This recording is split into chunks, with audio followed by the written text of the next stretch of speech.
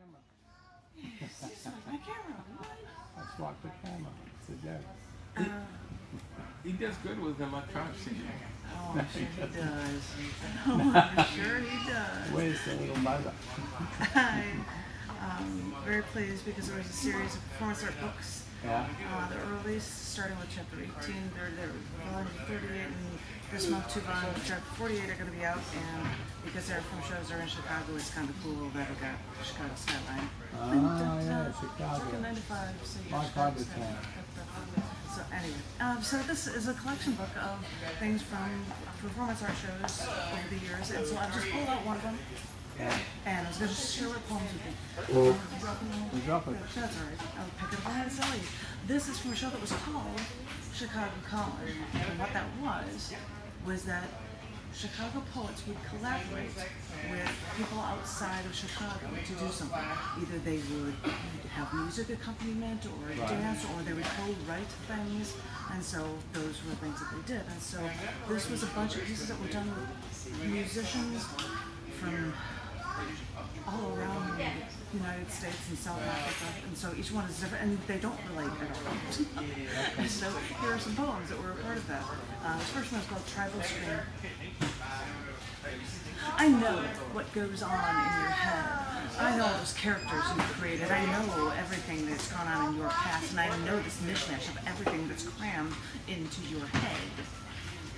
And I know a part of it is killing you. And I know you want to let it out. And I know you just want to open your mouth and let out a tribal, never-ending scream. Because I know you. I know you've got too much life in you. I know you've got a carbonated soul. And I know that one good scream would let you pop the top of you like a bottle of Coca-Cola.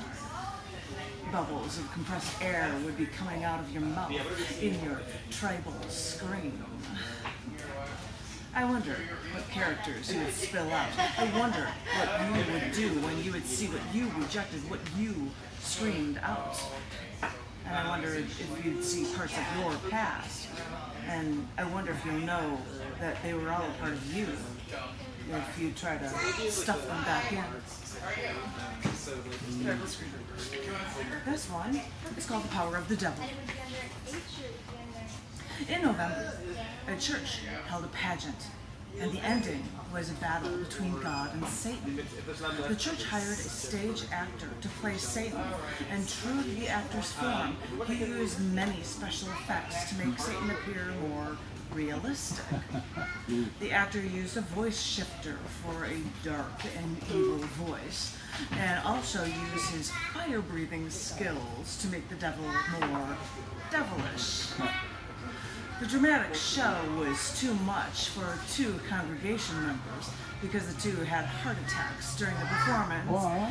One was in critical condition, and the other one died. Real story? True story. True story. This one is called We're Not Making Any More Appointments. I never thought that your mom was really sick.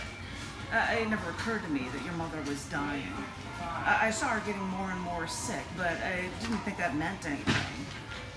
Your dad was talking about your mom, taking your mom to the doctor, and he wanted someone to go with them. She needed help walking, getting to the office, so my wife went with them. They went to the doctor, and they checked out your mother, and they said, we're not making any more appointments. And that's when it hit me, that even the doctors know she was ill. And then we transferred to a totally different themed one called All My Problems Disappear. I don't understand. I try to think, yet whenever I look at you, I can't. Your voice sends a shiver down my spine. Each time I look into your deep brown eyes, my world turns into fantasy and all my problems disappear. Whenever you come into my mind, everything else is forgotten. A mere moment with you serves as an eternity. You have so many good qualities that couldn't justify to name only a few.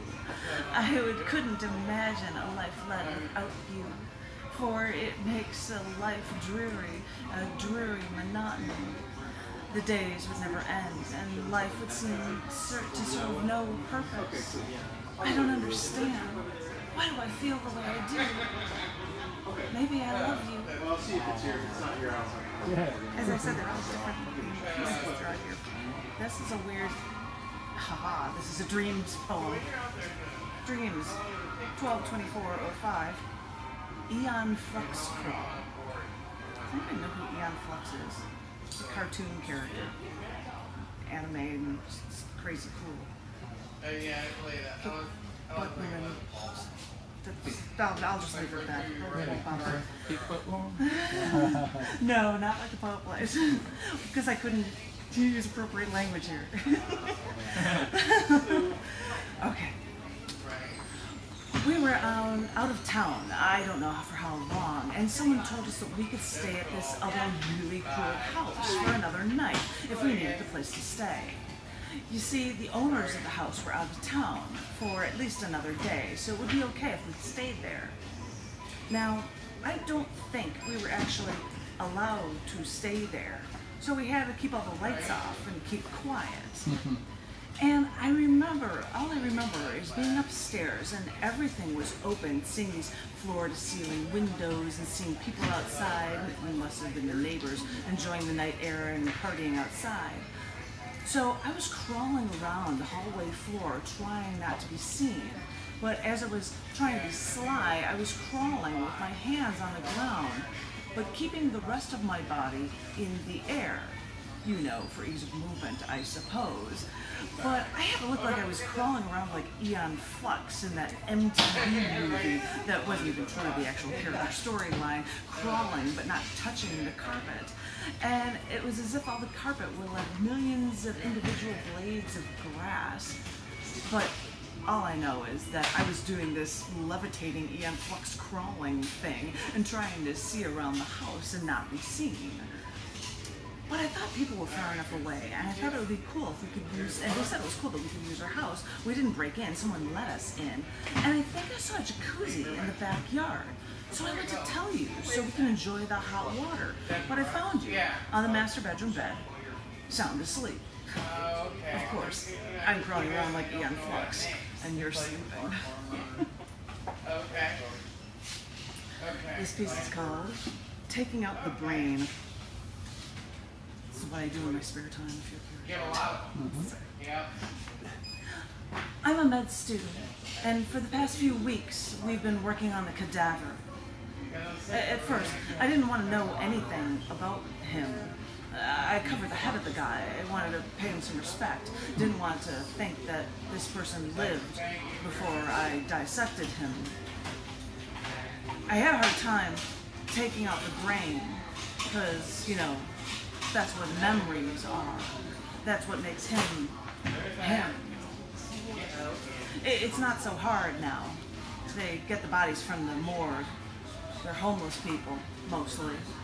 No family. It's not so hard now.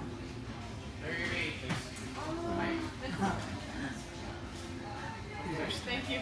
This one's called Tired of Life. Oftentimes I find that I'm tired of life. It has grown stale like old bread, grown dull like a used knife, and I don't know what to do. I'm rushing in my life, but I feel like I'm going nowhere. Like a car speeding down the highway that has no destination. How many nights have I stayed awake crying until I could no longer? The number must be countless. Those nights are only too familiar to me now.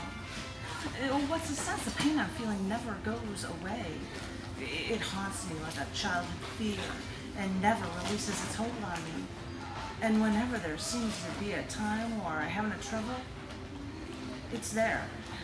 And it always finds its way back to me. The agony is indescribable. And I don't know what to do. It's a short one called How I Imagine You. Walking on the power lines like those success posters. I've seen you like that before. I've thought that you were worth all of that and more. Is that silly of me? Do I dream too much? Do I imagine you as something better than what you are? Is that how I imagine you?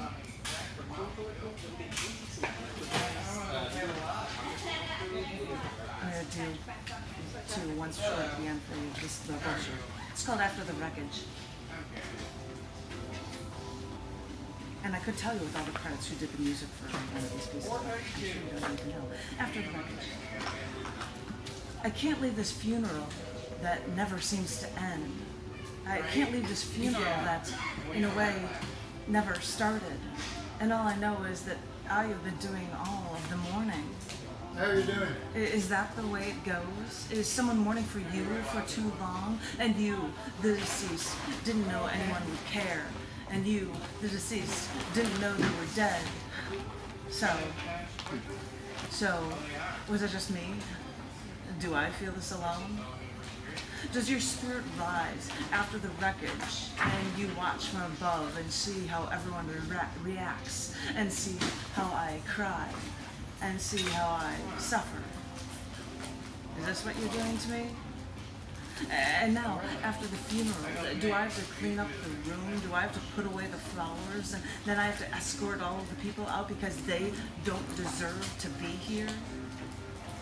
I should know by now. It's still me. It's only me, isn't it? Isn't that the way it goes? End with a short piece here for you called Waiting for You.